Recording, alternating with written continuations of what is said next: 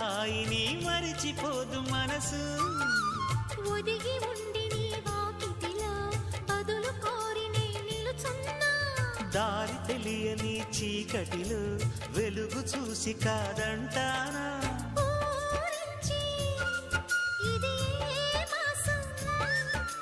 ప్రేమించే ప్రతి గుండెను అందెల సందడి చేసే హేమంతం ఇది.